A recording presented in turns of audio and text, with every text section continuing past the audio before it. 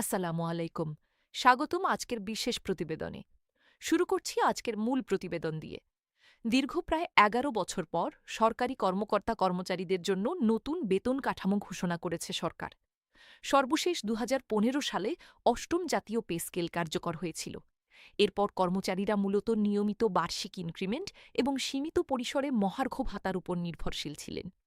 সম্প্রতি নতুন অর্থবছরের বাজেট উপস্থাপনকালে জাতীয় সংসদে অর্থমন্ত্রী ঘোষণা দেন, আগামী ১ জুলাই থেকে ধাপে ধাপে নবম জাতীয় পে স্কেল বাস্তবায়ন করা হবে।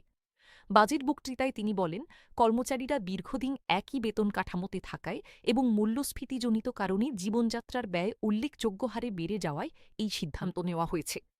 এই নতুন কাঠামোর প্রেক্ষাপট তৈরি হয়েছিল সাবেক অর্থসচিব জাকির আহমেদ খানের নেতৃত্বাধীন নবম জাতীয় বেতন কমিশনের প্রতিবেদনের মাধ্যমে। কমিশন তাদের চূড়ান্ত সুপারিশ সরকারের কাছে জমা দেওয়ার পর একটি ১০ সদস্যের বিশেষ কমিটি প্রস্তাবগুলো পর্যালোচনা করে। পরবর্তীতে সচিব কমিটির একটি বৈঠকে ৫টি মূল সিদ্ধান্ত অনুমোদিত হয়, যা নতুন পে স্কেল বাস্তবায়নের পথ সুগম করে। তবে লক্ষণীয় বিষয় হল, বাজেট বক্তৃতায় এই খাতে সুনির্দিষ্ট আর্থিক বরাদ্দের পরিমাণ উল্লেখ করা হয়নি। ফলে বাস্তবায়নের সম্পূর্ণ কাঠামো ও সময়সূচি নিয়ে এখনও বিস্তারিত সরকারি গেজেট প্রকাশের অপেক্ষায় আছেন সংশ্লিষ্টরা। পরিসংখ্যান বিশ্লেষণ। এবার আসা যাক পরিসংখ্যানে। নতুন পে স্কেলে ঠিক কী পরিবর্তন প্রস্তাব করা হয়েছে তা তুলে ধরছি ধারাবাহিকভাবে। সর্বনিম্ন বেতন প্রসঙ্গে বলা যাক। কমিশনের সুপারিশ অনুযায়ী সর্বনিম্ন মূল বেতন বর্তমান ৮,২৫০ টাকা থেকে বাড়িয়ে ২০,০০০ টাকা নির্ধারণের প্রস্তাব করা হয়েছে। শতাংশের হিসাবে এটি প্রায় ১৪০% বৃদ্ধি। গড় বেতন বৃদ্ধির প্রসঙ্গে কমিশন সূত্রে জানা গেছে, সামগ্রিকভাবে গড়ে প্রায় ১০৫% বেতন বৃদ্ধির সুপারিশ করা হয়েছে। তবে এই সংখ্যা এখনও প্রস্তাব পর্যায়ে। চূড়ান্ত গেজেট প্রকাশের পরেই নিশ্চিত পরিসংখ্যান পাওয়া যাবে। বার্ষিক ইনক্রিমেন্টের বিষয়ে বলতে গেলে, বর্তমানে কর্মচারীরা বার্ষিক প্রায় ৫% হারে ইনক্রিমেন্ট পেয়ে থাকেন।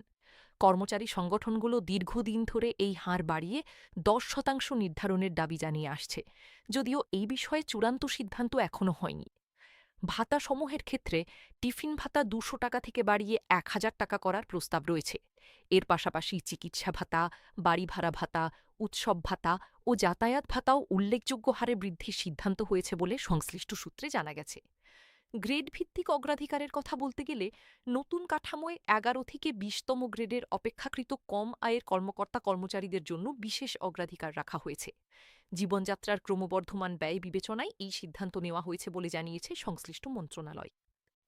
গ্রেড বৈষম্য দূরীকরণের বিষয়ে বিভিন্ন গ্রেডের মধ্যবর্তী বেতনের ব্যবধান কমাতে একটি নির্দিষ্ট অ্যানোমালি দূরীকরণ সূত্র প্রণয়ন করা হয়েছে, বিশেষত ১০ম ও ১১তম গ্রেডের মধ্যে দীর্ঘদিনের অসামঞ্জস্য দূর করার লক্ষ্যে।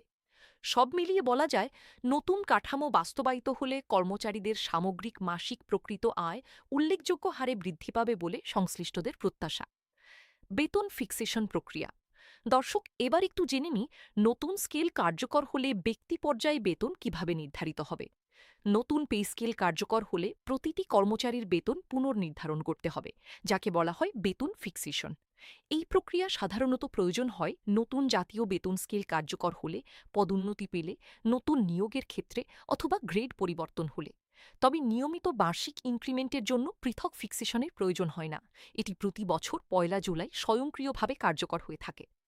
ফিক্সেশন প্রক্রিয়ায় মূলত দুটি পদ্ধতি নিয়ে আলোচনা রয়েছে: পার্থক্য যোগ পদ্ধতি এবং ইনক্রিমেন্ট ফ্যাক্টর পদ্ধতি। বিশ্লেষণে দেখা গেছে, দুটি পদ্ধতিতে চূড়ান্ত বেতনের অঙ্কে সামান্য পার্থক্য দেখা দিতে পারে। উদাহরণস্বরূপ, ষোড়শ গ্রেডের একজন কর্মচারীর বর্তমান মূল বেতন যদি হয় ১০,২৬০ টাকা, তাহলে সম্ভাব্য হিসাব অনুযায়ী নতুন স্কেলে তার মূল বেতন দাঁড়াতে পারে প্রায় ২১,৯০০ টাকার কাছাকাছি।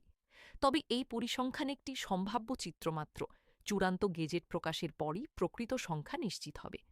বর্তমানে সরকারি কর্মচারীদের বেতন ব্যবস্থাপনা পরিচালিত হচ্ছে আইবাস প্লাস প্লাস সিস্টেমের মাধ্যমে। নতুন পে স্কেল কার্যকর হওয়ার সাথে সাথে সংশ্লিষ্ট দপ্তরগুলো এই সিস্টেমের ফিক্সেশন মডিউলে তথ্য হালনাদাত করবে, যার ফলে স্বয়ংক্রিয়ভাবে কর্মচারীদের বেতন বিবরণী আপডেট হয়ে যাবে বলে জানা গেছে। ধন্যবাদ। এবার শুনে নেওয়া যাক এই বিষয়ে বিভিন্ন পক্ষের প্রতিক্রিয়া ও বিশ্লেষণ। নতুন পে স্কেল ঘোষণার পর স্বাভাবিকভাবেই বিভিন্ন মহল থেকে প্রতিক্রিয়া এসেছে। কর্মচারী সংগঠনগুলো একদিকে যেমন স্বাগত জানিয়েছে, তেমনি কিছু বিষয়ে তাদের দাবি অব্যাহত রেখেছে। বাংলাদেশ সরকারি কর্মকর্তা কর্মচারী কল্যাণ সমিতি এবং ১১ থেকে ২০ গ্রেড সরকারি চাকুরিজীবী ফোরাম যৌথভাবে যেসব দাবি জানিয়েছে তার মধ্যে রয়েছে: প্রথমত, অবিলম্বে নবম পে স্কেলের গেজেট প্রকাশ; দ্বিতীয়ত, অন্তর্বর্তীকালীন ব্যবস্থা হিসাবে ৫০% মহার্ঘ ভাতা প্রদান; তৃতীয়ত, টাইম স্কেল ও সিলেকশন গ্রেড পুনর্বহাল; চতুর্থত, পেনশন গ্র্যাচুইটির হার ১:৫০০ টাকা নির্ধারণ এবং শতভাগ পেনশন সুবিধা নিশ্চিতকরণ। অন্যদিকে কিছু মহল থেকে প্রস্তাবিত কাঠামো নিয়ে সমালোচনাও উঠে এসেছে। তাদের মতে কেবল বেতনের অঙ্ক বৃদ্ধি নয়, বরং কাঠামোগত বৈষম্য দূরীকরণই ছিল মূল প্রত্যাশা। বিশেষত গ্রেড সংখ্যার হ্রাস এবং উচ্চ ও নিম্ন গ্রেডের মধ্যে বেতনের অনুপাত কমানোর বিষয়ে সুনির্দিষ্ট পদক্ষেপ না থাকায় একাংশের মধ্যে হতাশা লক্ষ্য করা গেছে। এছাড়া অবসরোত্তর ছুটিতে থাকা কর্মচারীদের আনুতোষিক কোন স্কেলে নির্ধারিত হবে সে বিষয়েও এখনও স্পষ্ট নির্দেশনা আসেনি। সংশ্লিষ্টরা বলছেন, চূড়ান্ত গেজেট প্রকাশ না হওয়া পর্যন্ত এই ধরনের একাধিক প্রশ্নের নিষ্পত্তি সম্ভব নয়। সব মিলিয়ে বলা যায়, নতুন পে স্কেল একদিকে যেমন ব্যাপক প্রত্যাশা তৈরি করেছে, তেমনি কিছু অমীমাংসিত প্রশ্নও রেখে গেছে, যার উত্তর মিলবে আনুষ্ঠানিক গেজেট প্রকাশের পর। দর্শকদের জন্য পরামর্শ। প্রতিবেদনের এই পর্যায়ে আমরা দর্শকদের জন্য কয়েকটি গুরুত্বপূর্ণ পরামর্শ তুলে ধরছি। প্রথমত, সরকারি গেজেট বা প্রজ্ঞাপন প্রকাশের আগ পর্যন্ত কোনো তথ্যকেই চূড়ান্ত হিসাবে বিবেচনা করবেন না। এখন পর্যন্ত যা কিছু প্রকাশ পেয়েছে তার বেশিরভাগই প্রস্তাব বা কমিশনের সুপারিশ পর্যায়ে রয়েছে। দ্বিতীয়ত, নিজের বর্তমান গ্রেড, মূল বেতন ও চাকরির মেয়াদ সংক্রান্ত তথ্য স্পষ্টভাবে জেনে রাখুন, যা ফিক্সেশনের সময় প্রয়োজন হবে।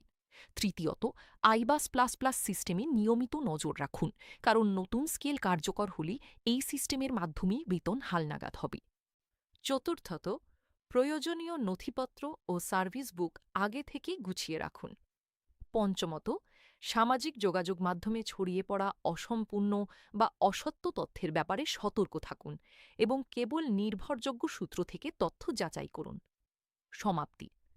দর্শক, সংক্ষেপে বলা যায়, দীর্ঘ ১১ বছর পর সরকারি কর্মকর্তা কর্মচারীদের জন্য একটি বড় পরিবর্তনের পথে হাঁটছে দেশ।